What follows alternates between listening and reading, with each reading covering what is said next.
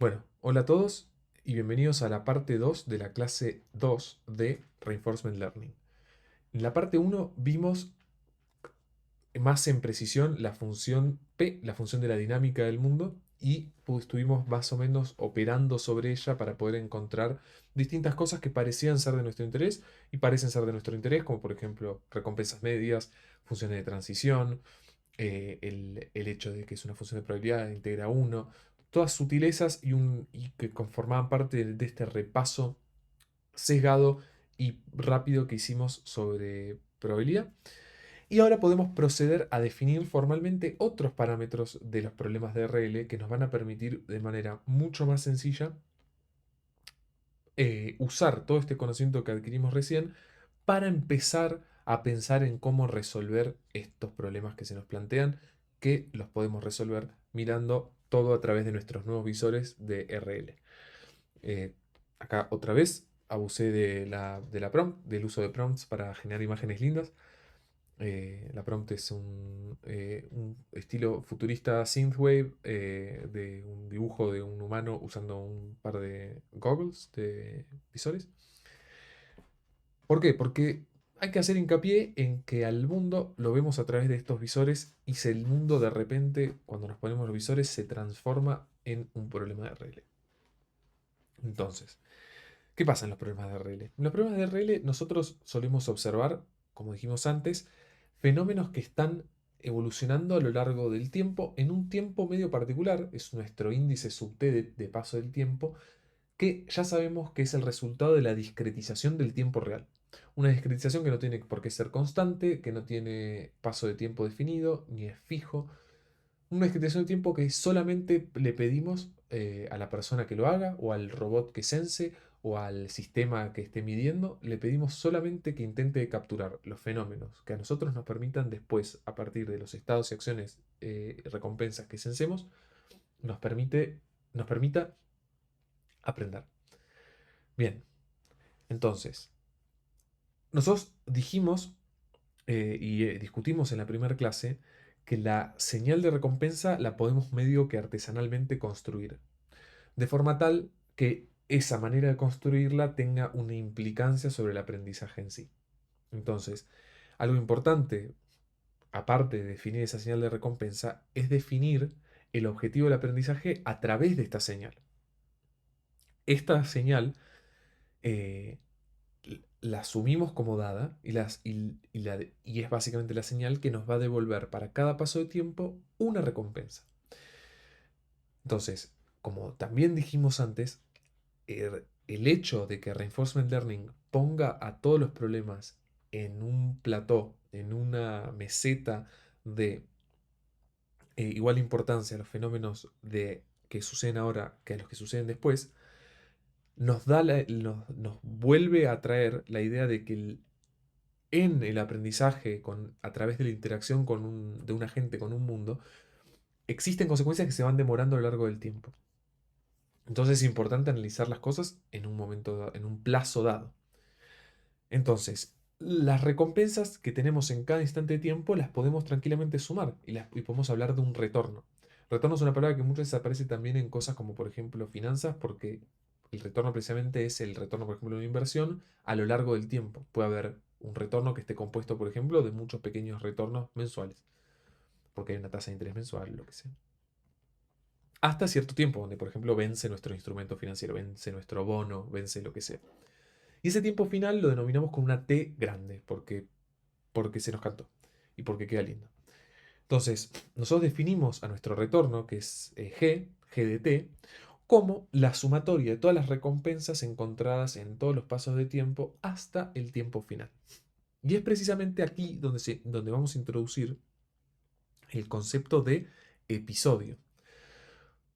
El episodio básicamente es lo que ustedes imaginan, cualquier subsecuencia de interacciones entre agente y mundo. Puede ser, por ejemplo, un episodio, podemos contemplar como episodio a los instantes de tiempo, temas uno, temas 2, temas 3, temas 5, temas 4, temas 5. O podemos agarrar y decir, ok, desde el inicio del universo hasta ahora.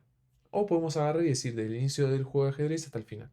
Cualquier subsecuencia de interacciones va a ser un episodio.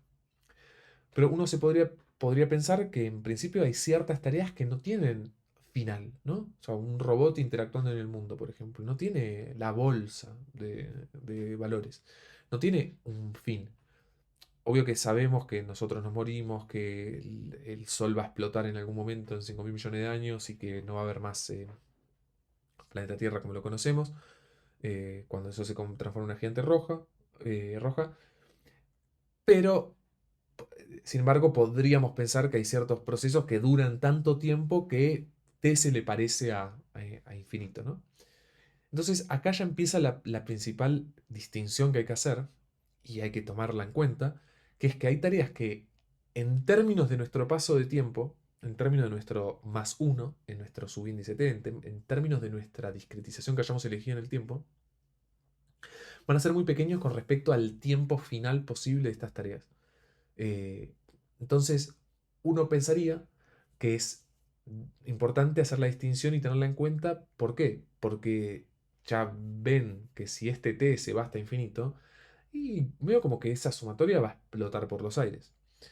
Entonces, pensemos más en términos de que los episodios pueden ser tanto continuos o en realidad que estas interacciones pueden ser o episódicas, es decir, que duran cierta cantidad de pasos finitos, o continuas. Quiere decir que nosotros eventualmente hasta el infinito teóricamente podríamos seguir eh, por el fin de hasta el fin de los tiempos, eh, podríamos seguir interactuando con este mundo, obteniendo señales de recompensa, de acciones y demás. Bien, entonces, teniendo en cuenta de que una sumatoria de términos infinitos nos va a explotar por los aires y va a hacer que nuestro retorno sea infinito, a nosotros un poco que eso no nos interesa. Entonces, acá es donde se introduce una sutileza matemática muy linda y muy útil, que es el denominado factor de descuento. ¿Qué es el factor de descuento? El factor de descuento no es otra cosa más que empezar a hacer una progresión geométrica sobre las recompensas de nuestro episodio, ya sea un episodio continuo o episódico, digamos, o finito. Eh, este descuento es una manera de hacer esto, que es básicamente el establecer que nuestra recompensa está compuesta por qué. Perdón, nuestro retorno está compuesto por qué. Está compuesto por la sumatoria de la recompensa en tiempo t más 1 más un factor de descuento, que tiene que ser un número entre 0 y 1 de la recompensa de t más 2, más factor de descuento al cuadrado de t más 3, y así, así, así. Que escrito de otra manera, eh, escrito de otra manera, no, perdón, escrito como es la sumatoria desde 0 hasta infinito, de gamma a la k por r de t más k más 1. Acuérdense que el más 1 ese está ahí porque nosotros asumimos que en el paso de tiempo t la recompensa que vamos a ver es la recompensa consecuencia de tomar la acción A en el estado S. Entonces sucede en el instante t más 1 esa recompensa. La percibimos en el estado t más 1. Entonces, es importante que no explote por los aires esta recompensa, porque de ser así, el número que representa el retorno no nos sirve absolutamente nada. Entonces, acá lo que hice fue más o menos plotear para una serie de recompensas arbitrarias, es decir, una serie de recompensas que se distribuyen de manera uniforme entre 0 y 1, para 100 recompensas, eh, básicamente calcular cuál es el retorno para cada gama que elijamos. Y rápidamente podemos ver la tendencia a explotar en función del gamma, ¿no? Una vez que llegamos a 1, si bien este es un caso finito y nunca va a explotar, es decir, estamos haciendo la sumatoria total, vemos digamos, la derivada, si se quiere, de esta progresión. Y es claramente asintótica. Entonces, el retorno debe ser, debe ser descontado en el caso de que tengamos tareas continuas, porque de no ser así, nuestro retorno sería un número imposible de manipular realmente y también numéricamente. ¿Por qué decimos esto? ¿Por qué hablamos sobre episodios? Porque los episodios son precisamente la secuencia de estados, como vimos al principio de todo. La secuencia de estados, acciones, recompensas, ya sea finitas o infinitas, de la cual nosotros vamos a aprender. ¿Cómo es que nosotros vamos a aprender sobre eso? Bueno, nosotros vamos a aprender asumiendo varias cosas sobre nuestra dinámica del mundo y a su vez vamos a agarrar y vamos a calcular sobre nuestra dinámica del mundo nuevas funciones que nos van a permitir determinar cuán bueno o cuán mala es una posición, cuán bueno o cuán mala es una política. Bien, recuerdo nuevamente lo que habíamos charlado antes en la parte uno, que es que una vez que nosotros tenemos una política, nuestra función P de transición, la probabilidad de transición, es decir, la probabilidad de transformarse, la probabilidad de llegar a ese prima a partir del estado y la acción S y A, correspondientemente, se transforma y se colapsa en una cadena de Markov. Acuérdense que las cadenas de Markov son funciones, son modelos estocásticos que tienen como principal característica la propiedad de Markov, que dice que el nuevo estado futuro o los nuevos posibles estados futuros solamente dependen del estado actual y de una función de transición. Entonces, nosotros hemos dicho que si nosotros tenemos una estrategia, disculpen, una política de acción dada, nosotros podemos decir que la cadena de decisión de Markov colapsa a una cadena de Markov pura. ¿Por qué? Bueno, miremos prácticamente la fórmula. Si nosotros tenemos P de S', dado S y A está determinado como pi de S, es decir, nuestra política para cada estado nos va a determinar la acción. Entonces la acción está determinada solamente por el estado. Entonces nos queda que la probabilidad de transición realmente no depende de A, sino que depende de S, porque A depende de S. Entonces, una vez teniendo en cuenta esto, disculpen, nosotros podemos definir algo muy, muy útil que se llama el valor de la acción. Y parece ser bastante acelerado esta definición, sin introducción, pero es realmente muy intuitiva. Una vez que nosotros sabemos cómo se va a comportar nuestro agente en el mundo, nuestra agente se puede comportar de manera probabilística, se puede comportar de manera determinística, puede tomar siempre una misma acción, realmente puede tener cualquier política. Lo importante a tener en cuenta acá es que siempre que tenga una política va a tener un mapeo de estados a acciones. Y eso significa que nuestra cadena de decisión de Markov, que determina nuestro problema, que es básicamente nuestra P, rápidamente se transforma en una dinámica que nosotros sí podemos estudiar.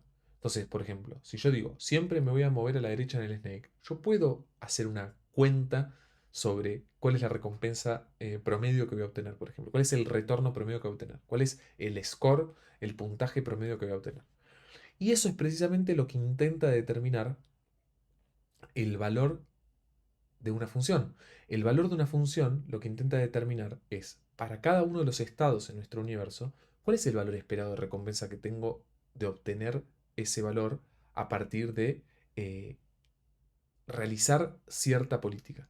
Bueno, ese estado, ese valor promedio es precisamente el valor esperado que se lo suele escribir con el subíndice pi para denotar que nosotros estamos siguiendo la estrategia pi, es decir, nuestras acciones se mueven con una distribución pi.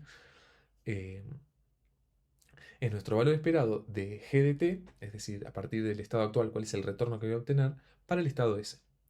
Y esto lo podemos ver como precisamente un valor esperado de una sumatoria de retornos, como habíamos visto antes, para S de t igual a S.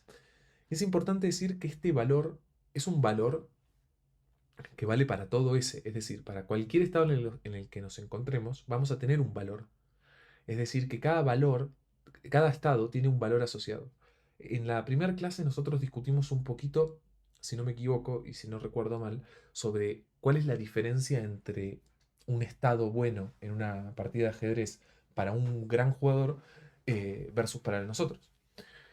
Pensemos en lo siguiente, pensemos que estamos queriendo ver la diferencia entre el valor de un estado eh, teniendo como jugador en el ajedrez a una persona normal como nosotros y a un Grandmaster del otro lado. Entonces, el ejemplo que habíamos puesto, si no me equivoco, tenemos a un superjugador con otro superjugador jugando 10 movimientos cada uno. Entonces, juega 10 movimientos, 1, 1, 1, 1.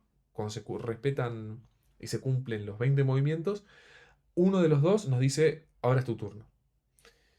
Y nos pregunta, che, ¿cuál es el valor de esta posición en la que los dejé?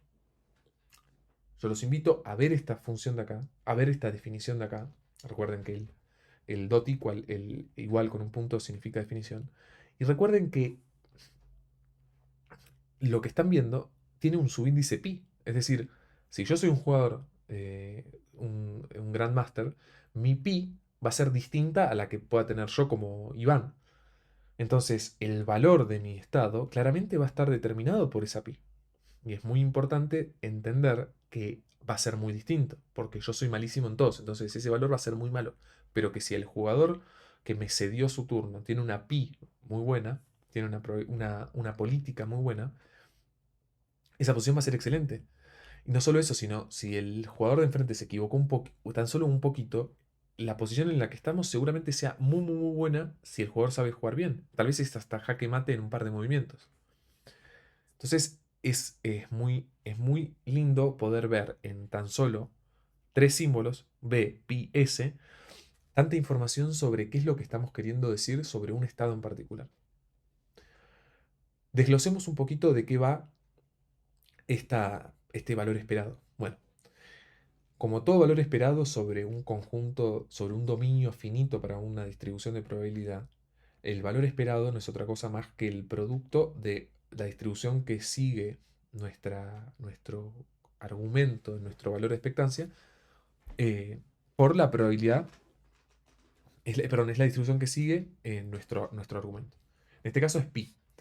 Entonces, ya vimos que la recompensa es precisamente esto, es el retorno, perdón, es la suma de las recompensas.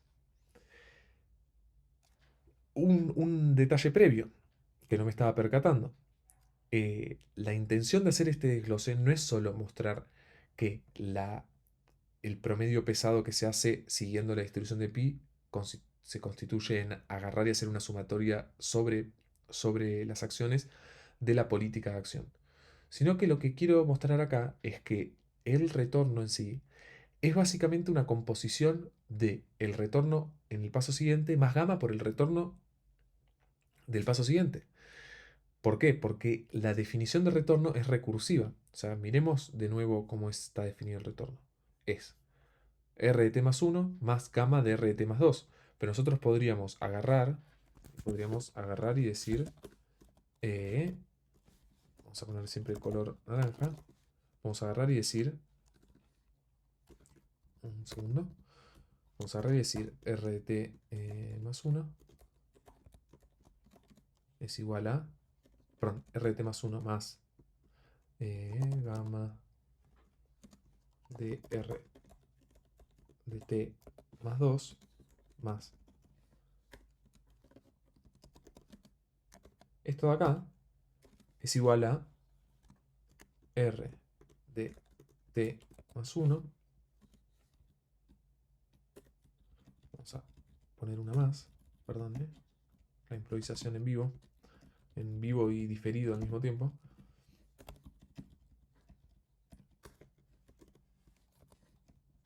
¿Quedó bien? Sí. T más 3 lo podemos ver tranquilamente como más gamma r de t más. Y ahí ya nos los completó Copilot porque es genial. Y acá vemos que tan solo con sacar un factor común, observamos que nuestro término que queda adentro de este factoreo es precisamente g, el retorno, en el paso t más 1. Si no lo entienden, deténganse después en esta fórmula. Esta es una simple simplificación, valga la redundancia. ¿Y por qué sirve? Porque nos permite ver el carácter recursivo que tiene la definición del valor de la acción, del valor del estado. Que es el. Olvídense por un segundo el valor de expectancia siguiendo la probabilidad pi. O sea, olvídense de la parte. Estaba a punto de tapar la pantalla para que ustedes vean, pero claramente no funciona así. Olvídense de este pi. Y solo vean la sumatoria esta de acá. Esta sumatoria de acá es el valor esperado de digamos, estamos integrando la recompensa, es decir, estamos queriendo saber RT más 1, que es el valor esperado de recompensa para todas las combinaciones de recompensa y estados posibles futuros. ¿Más qué? Más gamma por una vez más, ¿qué cosa? Bueno, el valor esperado de las recompensas a futuro. ¿Por qué? Porque las recompensas que van a venir después son precisamente esas, son precisamente el valor que esperamos obtener de la suma de todas las posibles recompensas. Pero ahora, digamos, con qué sutileza extra? Con que, bueno, con que estamos sumando los valores esperados de los futuros estados. Por eso acá, en el ST más 1, está S'. Y cuando vemos esto de acá, nos damos cuenta que este pedacito de acá no es otra cosa más que el valor del estado en S'. Y con este último término, igualado al valor del estado, observamos que esto forma un conjunto para todos los estados, forma un conjunto de ecuaciones que están definidas de manera recursiva. Porque dentro de los S' está definido también S. En el caso de que la probabilidad de transición de S a S no sea nula, S' es igual a S. Entonces podríamos llegar a estar en un estado S y volver al mismo estado. Nuevamente, esto por ahí es difícil de entender a la primera, pero no hay que asustarse con la cantidad de términos que hay. Esto es un desglose muy, muy, muy, muy, muy detallado y muy simple para que nadie se pueda perder. Por eso la abreviación esta, por ejemplo, no se hace en la primera instancia. Y no hay nada que asustarse. Esto es algo que tienen que pararse a digerir y a masticar. Así que no se preocupen, tómense su tiempo, eh, pónganle pausa, miren en la Biblia. Realmente no tienen por qué entender esto a la primera. Pero lo único que estamos haciendo es definir a un valor para cada estado. Estamos diciendo, yo tengo esta estrategia, ¿cuánto vale mi posición? Esta igualdad de acá, esta definición, también podemos decir, se equivale con algo que se llama la ecuación de Bellman. La ecuación de Bellman es precisamente esto. Es el valor del estado está definido como una función de los valores de estado. Y como tiene este carácter recursivo, nosotros podemos hacer una representación, si se quiere, gráfica sobre esto. Y esto es lo que se suele conocer y que se suele ver a lo largo de todos los capítulos de la Biblia como diagramas de backup, es decir, diagramas de respaldo, es donde nos podemos respaldar, digamos. ¿Qué significan estos diagramas? Bueno, en estos diagramas tenemos varias cosas. En primer lugar, tenemos como círculos rellenos digamos, círculos blancos son los estados. Y los círculos negros son combinaciones de estado y acción. Ahí dice acción, pero en realidad son combinaciones de estado y acción. Entonces, ¿qué nos dice este diagrama? Veámoslo con la función, con la ecuación arriba, con la igualdad arriba. Nos dice básicamente que el estado tiene, a partir de ese estado yo puedo tomar varias acciones, que las voy a tomar con una distribución pi, es decir, que voy a calcular los estados siguientes a través de mi estrategia, que puede llegar a ser probabilística. Si es determinista, significa que siempre tomo una acción, pero en este caso podría ser probabilística, es decir, la probabilidad de tomar la acción A dado el estado S. Para cada una de esas para cada una de esas combinaciones existe una recompensa asociada a una transición a los posibles futuros estados S'. Y una vez que nosotros llegamos a los estados S', solo nos basta sumar gamma por el nuevo valor de esta función. Entonces, uno cuando ve este circulito, más que pensar en el estado, estamos pensando en el valor del estado. ¿Ok? Entonces, el valor del estado es precisamente el valor que nos permite de manera recursiva, en este sistema de ecuaciones, definir cuánto vale a partir de nuestra política el estado en particular.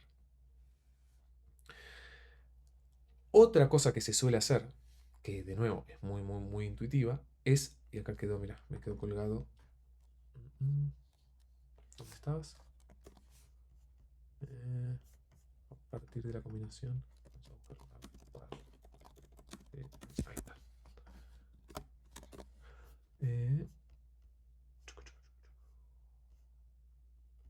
ahí está, a partir de la combinación S. a partir precisamente de la combinación SA, se nos permite definir otra definición de valor, otra función de valor, que es muy, muy, muy, muy parecida a la que tenemos del estado, pero en este caso es una función que nos dice, che, si yo estoy en el estado S y tomo la acción A, ¿cuánto vale ese estado S?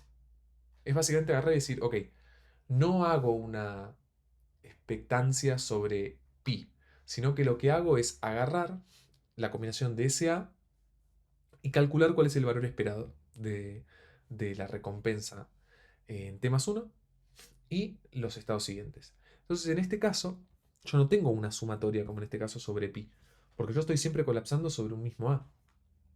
Entonces, eso nos da a entender que el valor de esto se lo llama valor de acción, Q, que lo vimos en la primera clase en los bandidos multibrazo. ¿Por qué? Porque cada brazo era una acción. Entonces por eso lo llamamos Q.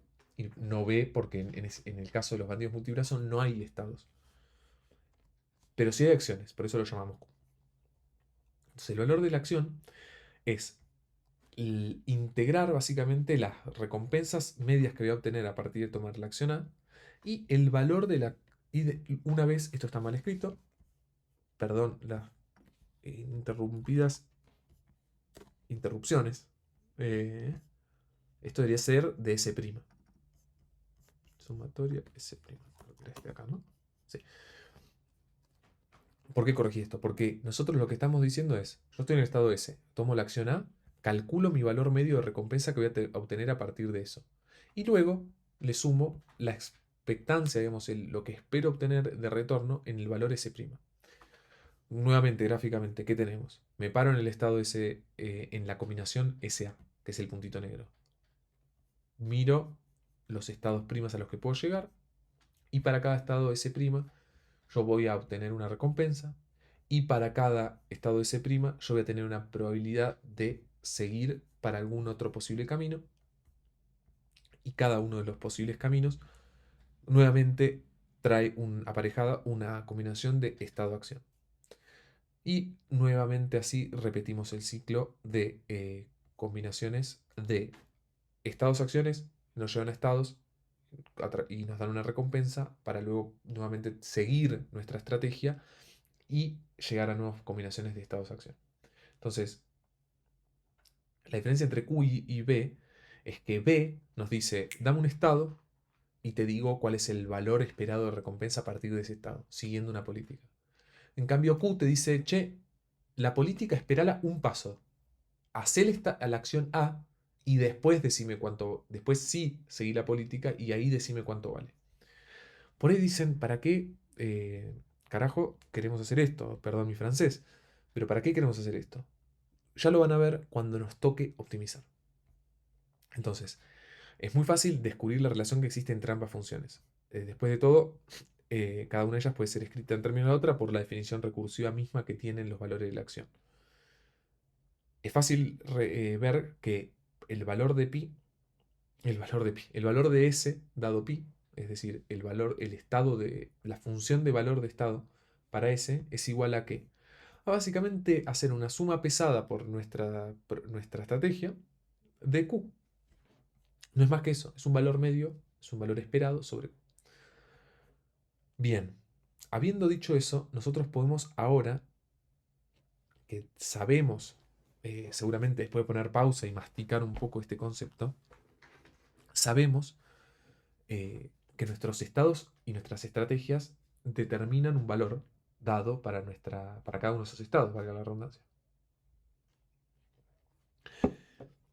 ¿Y cómo definimos entonces ahora cuál es el objetivo de nuestro aprendizaje? Bueno, eso lo vamos a definir a través de un proceso de optimización que maximice precisamente qué. Y que maximice nuestra recompensa. Pero ya no hablamos más en términos de recompensa. Nosotros hablamos en términos de recompensas medias. Pero tampoco hablamos en términos de recompensas medias. Hablamos en términos de retorno. Y en algún sentido tampoco hablamos en términos de retorno. Hablamos en términos de valores de estado. Valores de estado y valores de acción. Entonces, uno cuando está viendo el problema de control, como se le suele decir, uno está viendo el problema de determinar cuál es la mejor acción a obtener y cuál es el valor óptimo de cada estado. Es decir, dado que yo conseguí la estrategia óptima, ¿cuánto vale este estado? Bueno, tiene que necesariamente ser el máximo valor que puedo obtener ese estado, ¿no? Porque yo con la estrategia óptima lo que quiero hacer es maximizar, eh, maximizar para cada uno de los estados el valor del mismo. ¿Qué es lo que quiero escribir con esta fórmula? ¿Qué es lo que quiero decir con esta fórmula escrita acá?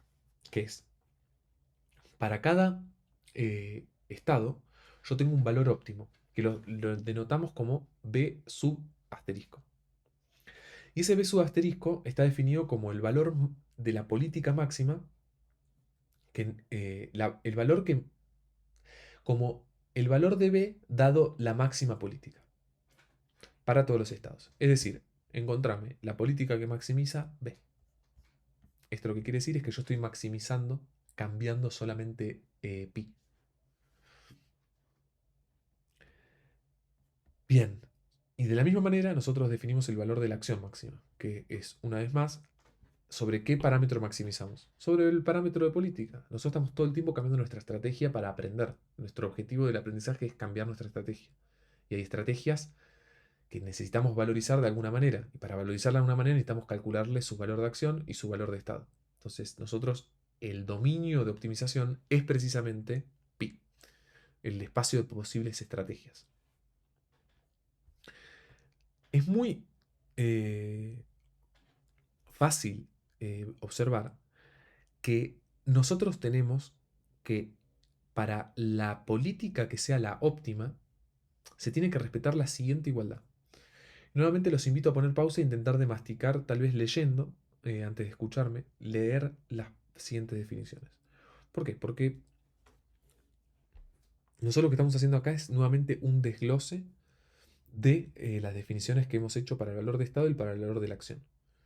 Entonces, el valor de la política óptima tiene que ser necesariamente para cada una de las acciones igual al máximo del valor de la acción.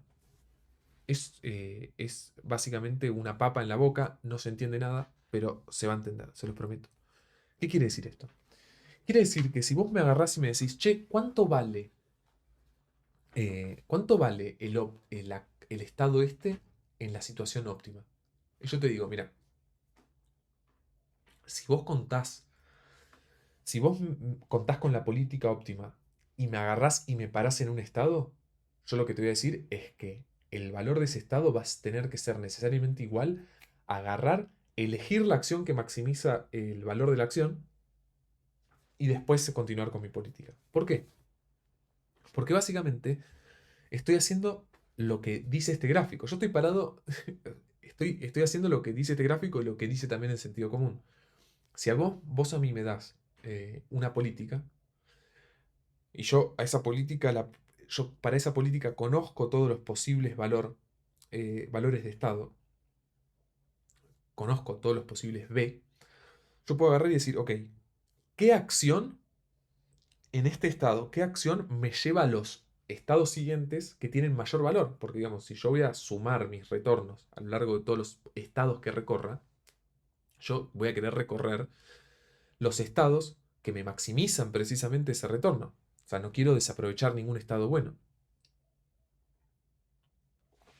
Y es precisamente eso lo que quiere definir esta igualdad. Que una vez que yo llegue al óptimo, necesariamente tengo que estar eligiendo el máximo, porque si no eligiese el máximo, habría otra acción a tomar, es decir, nuestra política sería distinta, y habría otro valor a tomar que nos maximice el B, entonces B no sería el óptimo, llegamos entonces a una contradicción. Entonces es muy importante que nosotros definamos esta igualdad. Tómese su tiempo para analizar por qué vale esto, pero es muy, muy, muy sencillo de ver. Bien, así nuevamente, sin darnos cuenta, definimos algo que es muy parecido a lo que vimos antes, que es el valor, la ecuación de optimidad, optimización, optimization, no recuerdo cuál es la traducción específica, y de hecho no sé si existe optimicidad, no sé si existe esa palabra, digámosle optimidad, eh, de Bellman. que es muy similar a la que vimos antes, acá. Cuando definimos la ecuación de Bellman, estamos definiendo precisamente la igualdad del valor del estado con toda esta gran, eh, esta gran sumatoria, que no es otra cosa más que integrar para obtener el valor esperado del retorno. Esta es la ecuación de Bellman. Y miremos ahora la ecuación de optimicidad o optimidad de Bellman. Es precisamente, es esta de aquí. Es el valor del óptimo de S es igual a la máxima acción de, nuevamente, el valor esperado con nuestra dinámica de mundo de la recompensa más el valor del estado siguiente, pero en este caso descontado. Una vez más, seguro es necesario parar el video y masticar, escribir, si no sale, separar por término. Esta sumatoria está multiplicada por dos términos, separar los dos términos, ver que todo tenga sentido, desglosar el B asterisco de S'. Tómese realmente su tiempo. Es muy difícil transferir la intuición sobre esto si no se toman el tiempo necesario para masticar estas definiciones. Pero lo cierto es que esto los va a acompañar por siempre. Nos va a acompañar por siempre porque en esto se basa el aprendizaje en el paradigma de Rayleigh. Bien, una vez que nosotros definimos la ecuación de optimicidad, también podemos definir la ecuación de optimicidad, pero en este caso para el valor de la acción, que es precisamente este choclazo de acá, que verán que tiene similitudes enormes con el valor óptimo de la acción. Pero en este caso, una vez más, logramos ver la diferencia entre B y Q. Vean que para B, nosotros estamos maximizando sobre A de todo. Y en cambio, para Q, al nosotros haber elegido una acción, porque nosotros Q la evaluamos en una combinación de estado-acción, nosotros estamos viendo que lo que hacemos es maximizar la acción siguiente, porque la acción actual ya está tomada. Uno cuando analiza Q, analiza para la acción para la acción que se esté evaluando. Bien, una vez más, los backup diagrams, los diagramas de backup para cada una de estas funciones les van a permitir les van a permitir eh, les van a permitir con más facilidad observar las intuiciones que nos explicitan estas igualdades y definiciones.